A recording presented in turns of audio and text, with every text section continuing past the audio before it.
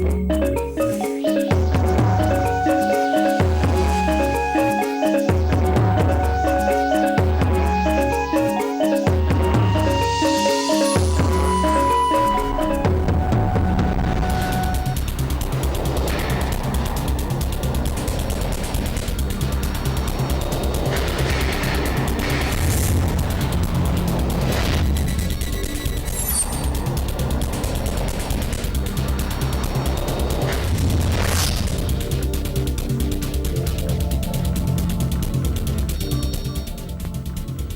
5 000 jeunes bénéficient du programme de formation en entrepreneuriat cette année, un programme qui fait la promotion de l'auto-emploi des jeunes. C'est à Manga que l'édition 2016 du programme a été lancée.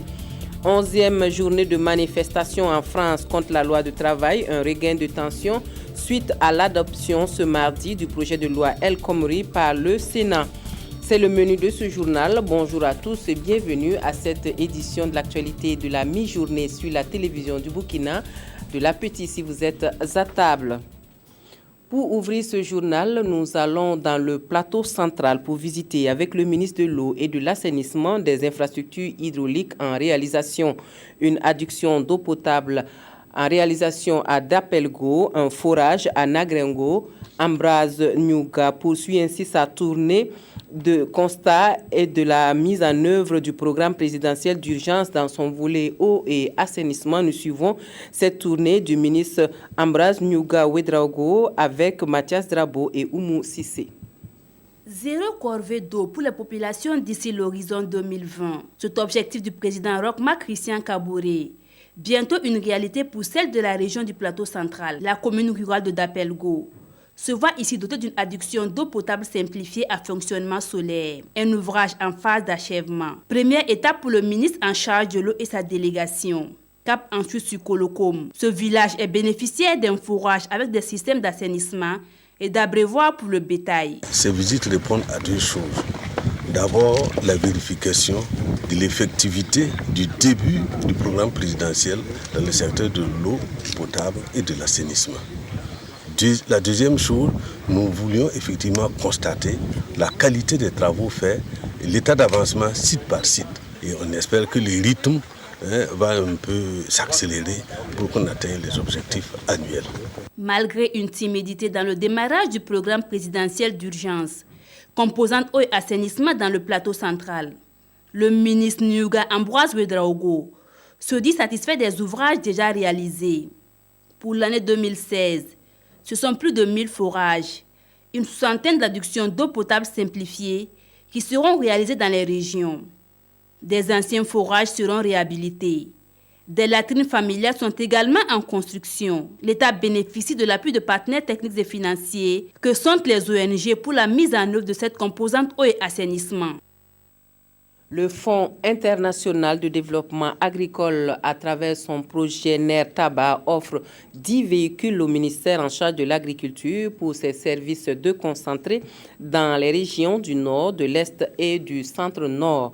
De la logistique qui devrait faciliter davantage la mobilité dans les directions régionales de développement rural et les centres régionaux d'agriculture dans ces zones. Des précisions avec Yacouba Gamene et Nathalie Savadogo Nabaloum. 10 véhicules flambant neufs pour les directions régionales de l'environnement, de l'agriculture et des ressources animales des régions du centre-nord, de l'est, du nord et du Bureau national des chambres régionales de l'agriculture. Le geste est du Fonds international de développement agricole, FIDA, à travers son projet NER-Tamba. Le projet NER-Tamba est focalisé sur 3 régions du Burkina, les régions du nord, du centre-nord et puis de l'est, pour toucher les populations, cette frange pauvre et essentiellement les pauvres des plus pauvres. Un don qui vient à point nommé et qui va permettre aux bénéficiaires d'accomplir leur mission. De nos jours, la plupart des directions régionales n'ont pas de moyens nécessaires pour faire le travail sur le terrain, alors qu'il faut encadrer, il faut conseiller, il faut être très près du producteur pour lui montrer ce qu'il faut faire pour accroître la production, aussi la productivité. Alors c'est pour cela que ce matin, nous saluons l'effort qu'a fait le FIDA à travers Netamba et nous saluons le gouvernement qui a pensé que le projet Netamba, fruit de la coopération fructueuse entre le Burkina Faso et le Fonds international de développement agricole, est cofinancé à hauteur de plus de 56 milliards de francs CFA. Son délai d'exécution est prévu pour 8 ans. Autre point de l'actualité, le Centre pour l'éthique judiciaire et l'Union des jeunes avocats ont initié un débat autour de l'indépendance de la justice, un sujet qui fait l'actualité au Burkina Faso. Il s'est agi d'une conférence autour du thème « L'indépendance de la justice, enjeux et défis ». Des précisions avec Roger Kam et Maïmouna Traoré. Beaucoup de tiraillements sur l'indépendance de la justice au Burkina Faso. La question des frais la chronique. Pour l'instauration d'une justice de qualité et accessible à tous, le Centre pour l'éthique judiciaire et l'Union des jeunes avocats du Burkina lancent le débat sur les enjeux et les défis. Les mois qui suivent, nous allons rentrer dans une réflexion sur une nouvelle constitution et il est normal que les gens puissent avoir des idées très claires sur ce qu'ils veulent comme justice, comme garantie d'indépendance à inscrire dans cette nouvelle constitution qui est en cours. Pour certains analystes de la scène nationale, l'indépendance de la justice est une nécessité. Sans l'indépendance de la justice, il n'y a pas d'objectivité qui permette aux citoyens d'avoir confiance en la justice et d'aller vers la justice. C'est le manque d'indépendance de la justice qui est responsable des situations que nous connaissons aujourd'hui parce que le citoyen se dit qu'il doit se faire justice lui-même. L'indépendance de la justice, un privilège ou une garantie pour le monde judiciaire de mener à bien ses charges. Ce panel devrait permettre de mieux situer les enjeux et de relever les défis qui se présentent au pouvoir public. La 5e édition de la journée postale invite à la réflexion pour une meilleure adaptation de la poste au contexte actuel dominé par les TIC et Internet. La journée initiée par l'autorité de régulation des communications électroniques est placée sous le signe du bilan de 5 ans de régulation au Burkina Faso, Souleymane Sanou et Claudine Bikaba. Pour le premier trimestre de l'année, la Poste a généré un chiffre d'affaires de plus de 1,398 milliard de francs CFA. C'est dire donc que le secteur a un impact sur l'économie nationale. Cependant, à cette 5e journée de la Poste, les acteurs du secteur se proposent de mener la réflexion autour des textes régissant le secteur et bien d'autres sujets pour l'améliorer.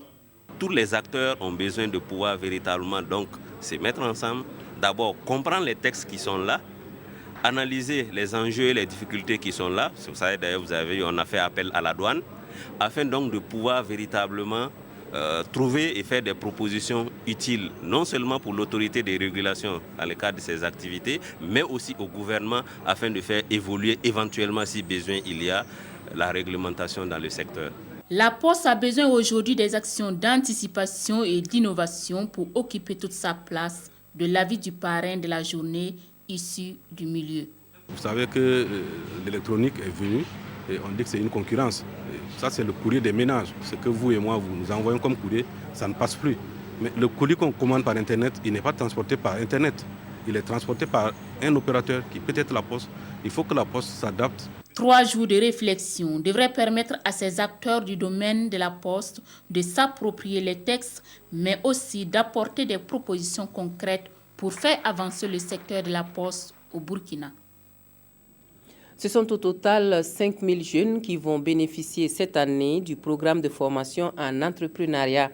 Ils ont 5 jours de formation intense. À l'issue de cela, ces jeunes devraient être à mesure de créer et de gérer leur propre entreprise. Le programme qui contribue à la lutte contre le chômage des jeunes est l'une des priorités du département en charge de la jeunesse et c'est à Manga que l'édition 2016 du programme a été lancée par le chef du département urbain Benito Somé et Moumouni Soubega y était.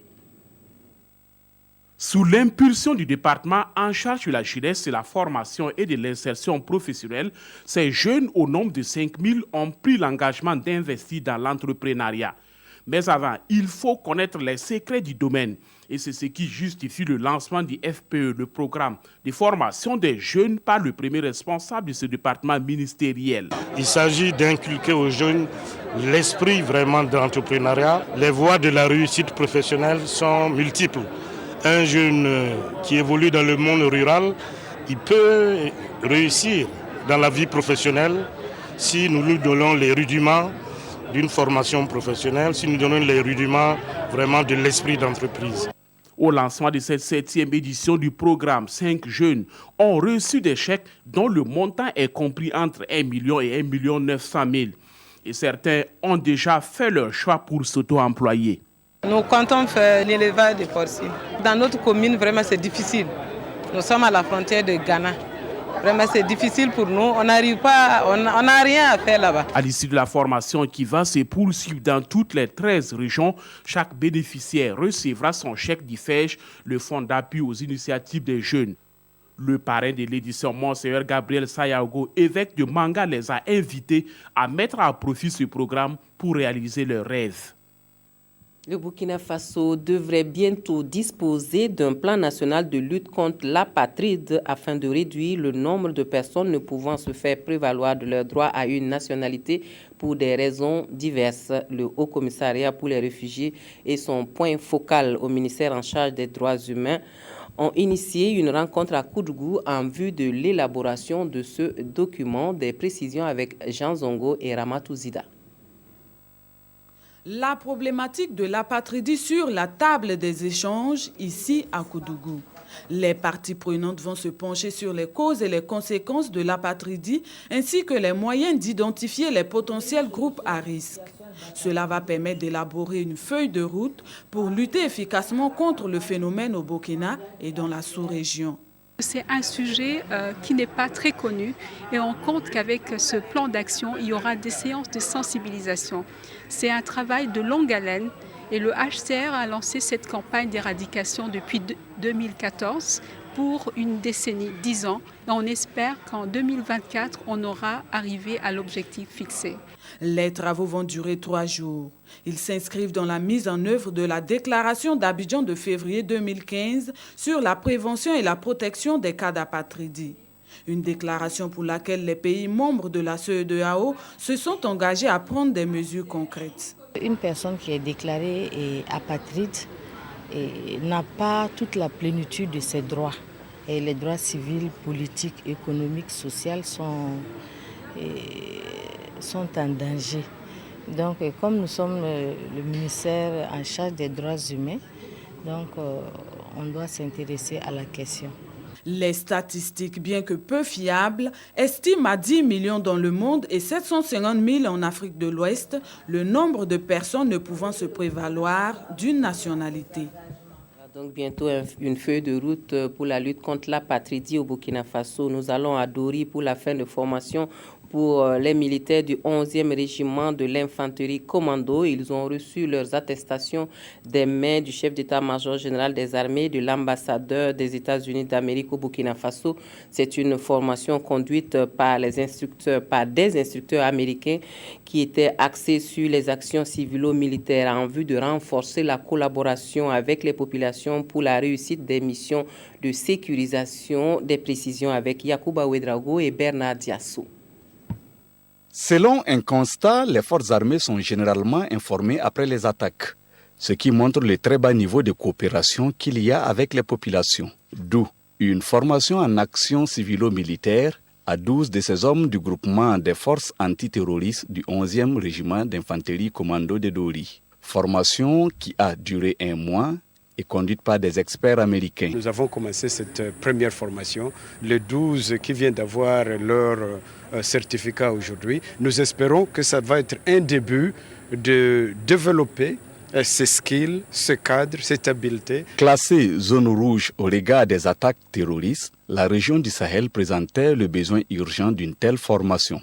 En raison de la situation sécuritaire au nord du Burkina Faso, dans cette position, nous avons estimé que le 11e RIC a un besoin d'acquérir et d'accroître ses compétences, ses aptitudes dans le domaine des actions civilo-militaires. Et la formation a regroupé officiers, sous-officiers et soldats du rang. La formation que nous avons bénéficiée, c'est une formation qui est réellement une formation de taille et de qualité.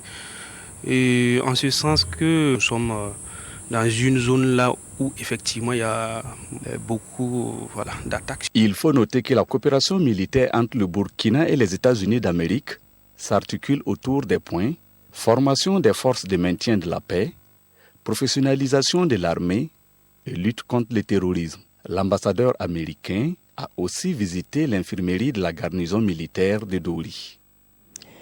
La principauté de Monaco a réuni tous ses amis et partenaires de Burkina Faso autour d'un cocktail dînatoire hier. Une soirée en l'honneur d'Isabella Brunetto, chef du département de la coopération internationale de Monaco, présente à Ouagadougou dans le cadre d'une visite d'amitié et de travail. Un moment de convivialité pour se familiariser entre partenaires et resserrer davantage les liens entre Monégasque et Burkinabé, Kansoun Koulibaly et Omar Zombré y étaient. Moment de retrouvailles entre partenaires monégasques et burkinabés résidant au Burkina Faso, mais aussi moment de rencontre, de découverte et de partage pour Isabelle Rosa Brunetto et sa délégation en visite de travail au pays des hommes intègres depuis quelques jours.